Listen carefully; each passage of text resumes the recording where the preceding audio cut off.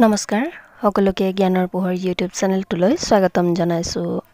আমাৰ আজিৰ এই ভিডিঅ'টিত আলোচনা কৰিবলৈ লৈছো ক্লাছ 6ৰ সমাজ বিজ্ঞানৰ চেপ্টাৰ নম্বৰ 6। ইতিহাস লিখনত সময় গণনা উৎস আৰু ভাৰতবৰ্ষ পাত্ৰীৰ সকলোখিনি প্ৰশ্ন উত্তৰ।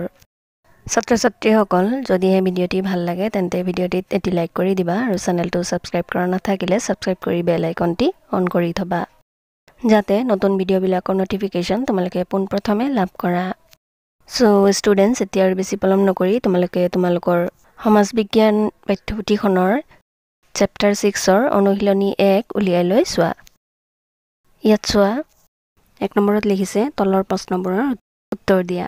ক নম্বৰত চোৱা, ইয়াত প্ৰশ্ন দিছে শংকৰদেৱৰ জন্মৰ চনৰ পৰা আৰম্ভ হোৱা বৰ্ষপঞ্জীখনক কি বুলি জনা যায়? ইয়াৰ উত্তৰত লিখিবা শংকৰদেৱৰ জন্মৰ চনৰ পৰা আৰম্ভ হোৱা বৰ্ষপঞ্জীখনক শংকৰাব্দ বুলি জনা যায়। ইয়াৰ পাছত নেক্সট খ নম্বৰ প্ৰশ্নটিত চোৱা, ইয়াত লিখিছে ভাস্কৰাব্দৰ আৰম্ভণি কোনজন ৰজাৰ ৰাজঅভিষেকৰ বছৰৰ পৰা হৈছিল? ইয়াৰ উত্তৰত লিখিবা ভাস্কৰাব্দৰ আৰম্ভণি ৰজা ভাস্কৰ বৰ্মনৰ ৰাজঅভিষেকৰ বছৰৰ পৰা হৈছিল। ইয়াৰ পাছত নেক্সট গ নম্বৰ প্ৰশ্নটিত চোৱা, ইয়াত লিখিছে মুছলমানসকলৰ পৰম্পৰাগত বৰ্ষপঞ্জীখনৰ নাম কি? ইয়াৰ উত্তৰত লিখিবা মুছলমানসকলৰ পৰম্পৰাগত বৰ্ষপঞ্জীখনৰ নাম হিজৰী।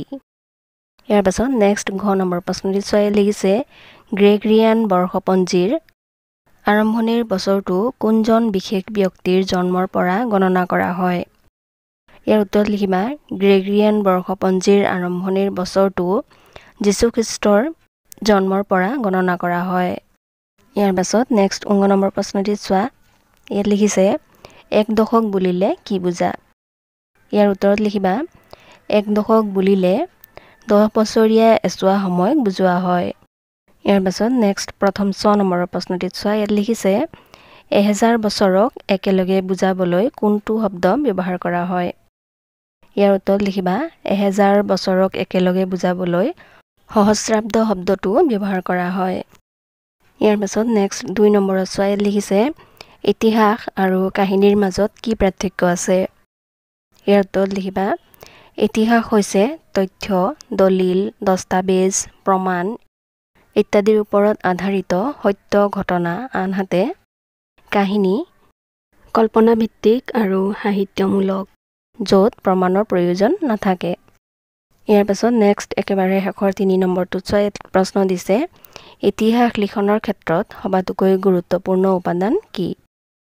ইয়াৰ উত্তৰত লিখিবা ইতিহাস লিখনৰ ক্ষেত্ৰত সবাতোকৈ গুৰুত্বপূৰ্ণ উপাদান হৈছে ঐতিহাসিক উৎস যেনে শিলালিপি, দলিল, মুদ্ৰা, সাহিত্য আদি। ইয়াৰ পাছত নেক্সট তোমালোকে 6 নম্বৰ পাঠৰে অনুশীলনী 2 উলিয়াই লৈ চোৱা।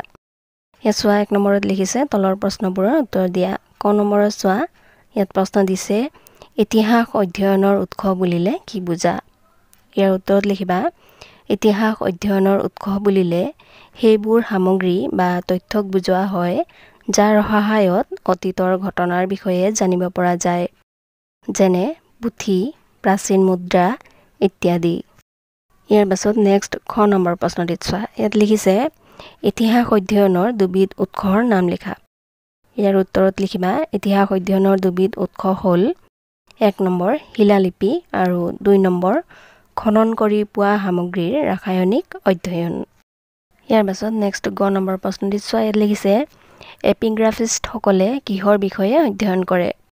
ইয়াৰ উত্তৰত লিখিবা এপিগ্ৰাফিষ্টসকলে শিলালিপি, তাম্ৰলিপি, মুদ্ৰা আদিৰ বিষয়ে অধ্যয়ন কৰে। ইয়াৰ পাছৰ প্ৰশ্নটিত চোৱা ঘ নম্বৰত, ইয়াত লিখিছে জীৱাশ্মৰ বিষয়ে অধ্যয়ন কৰা লোকসকলক কি বুলি জনা যায়? ইয়াৰ উত্তৰত লিখিবা জীৱাশ্মৰ বিষয়ে অধ্যয়ন কৰা লোকসকলক পুৰাজীৱ বিজ্ঞানী বুলি জনা যায়। ইয়াৰ পাছত নেক্সট 19 নম্বৰত চোৱা, ইয়াত লিখিছে নৃতত্ত্ববিদসকলে কোনবোৰ বিষয় অধ্যয়ন কৰে? ইয়াৰ উত্তৰত লিখিবা নৃতত্ত্ববিদসকলে প্ৰত্নতান্ত্ৰিক স্থানত থকা শিল্পকৰ্মসমূহৰ পৰীক্ষা কৰি অতীতৰ মানুহৰ সাংস্কৃতিক আচৰণ পুনৰ অধ্যয়ন কৰে। ইয়াৰ পাছত নেক্সট 2 নম্বৰ চোৱা, ইয়াত লিখিছে ইতিহাসবিদসকলে উৎসসমূহৰ সত্যতা কিদৰে নিৰূপণ কৰে? ইয়াৰ উত্তৰত লিখিবা ইতিহাসবিদসকলে উৎসসমূহৰ সত্যতা বিশ্লেষণ তুলনা আৰু যাচাইৰ মাধ্যমে নিৰূপণ কৰে তেওঁলোকে বিভিন্ন উৎস পৰীক্ষা কৰি সঠিক তথ্য নিৰ্ধাৰণ কৰে ইয়াৰ পাছত নেক্সট একেবাৰে শেষৰ 3 নম্বৰ প্ৰশ্নটি চোৱা ইয়াত লিখিছে ইতিহাস লিখনত আন বিষয়ৰ ভূমিকা বৰ্ণনা কৰা ইয়াৰ উত্তৰত লিখিবা ইতিহাস লিখনত ভূগোল নৃতত্ব সমাজবিদ্যা সাহিত্য বিজ্ঞান অৰ্থনীতি আদিৰ বিশেষ ভূমিকা আছে এইবোৰ বিষয়ে তথ্যৰ যোগান ধৰি অতীতক পুনৰ উদ্ধাৰ কৰাত সহায় কৰে ইয়াৰ পাছত নেক্সট তোমালোকে 3 নম্বৰ অনুশীলনী উলিয়াই লৈ প্ৰশ্নসমূহ চোৱা 1 নম্বৰত চোৱা ইয়াত লিখিছে তলৰ প্ৰশ্নবোৰৰ উত্তৰ দিয়া ক নম্বৰত চোৱা ইয়াত প্ৰশ্ন দিছে সপ্ত হিন্দু বুলিলে ভাৰত উপমহাদেশৰ কোনটো অঞ্চলক বুজোৱা হৈছিল ইয়াৰ উত্তৰত লিখিবা সপ্ত হিন্দু বুলিলে ভাৰত উপমহাদেশৰ উত্তৰ পশ্চিম অঞ্চলক বুজোৱা হৈছিল ইয়াৰ পাছত নেক্সট খ নম্বৰ প্ৰশ্নটি চোৱা ইয়াত লিখিছে ভাৰত উপমহাদেশ বুলিলে বৰ্তমান কোনটো অঞ্চলক বুজায় ইয়াৰ উত্তৰত লিখিবা ভাৰত উপমহাদেশ বুলিলে বৰ্তমান ভাৰত বাংলাদেশ পাকিস্তান আফগানিস্তান নেপাল ভূটান শ্ৰীলংকা আৰু মলদ্বীপক বুজায় ইয়াৰ পাছত নেক্সট গ নম্বৰ প্ৰশ্নটি চোৱা ইয়াত লিখিছে অশোকে ভাৰতক বুজাবলৈ শিলালিপিত কোনটো শব্দ ব্যৱহাৰ কৰিছিল ইয়াৰ উত্তৰত লিখিবা অশোকে ভাৰতক বুজাবলৈ শিলালিপিত জম্বুদ্বীপ শব্দ ব্যৱহাৰ কৰিছিল ইয়াৰ পাছত নেক্সট ঘ নম্বৰ প্ৰশ্নটি চোৱা ইয়াত লিখিছে প্ৰাচীন গ্ৰীকসকলে ভাৰতক বুজাবলৈ কি শব্দ ব্যৱহাৰ কৰিছিল ইয়াৰ উত্তৰত লিখিবা প্ৰাচীন গ্ৰীকসকলে ভাৰতক বুজাবলৈ ইণ্ডোই বা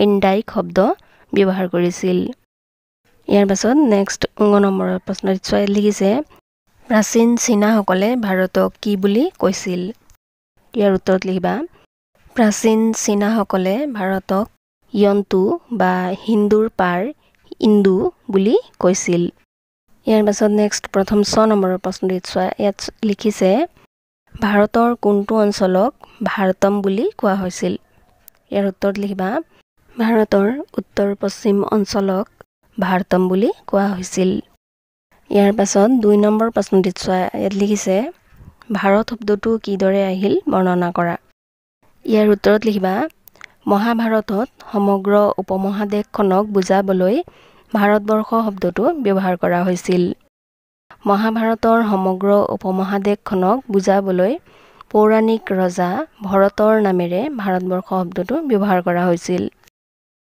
ইয়াৰ পাছত নেক্সট একেবাৰে শেষত 3 নম্বৰ প্ৰশ্নটি চোৱা ইয়াত লিখিছে ইণ্ডিয়া নামটোৰ উৎপত্তি বৰ্ণনা কৰা ইয়াৰ উত্তৰত লিখিবা প্ৰাচীন গ্ৰীকসকলে অঞ্চলটোৰ নাম ইণ্ডোই বা ইণ্ডাইক ৰাখিছিল হিন্দৰ প্ৰাৰম্ভিক হ আখৰটো তেওঁলোকৰ ভাষাত নথকাৰ বাবে বাদ দিছিল এনেদৰে ইণ্ডিয়া নামৰ উৎপত্তি হৈছিল বুলি ধাৰণা কৰা হয় ছাত্ৰ ছাত্ৰীসকল আমাৰ আজিৰ ভিডিঅ'টি ইমানেই ধন্যবাদ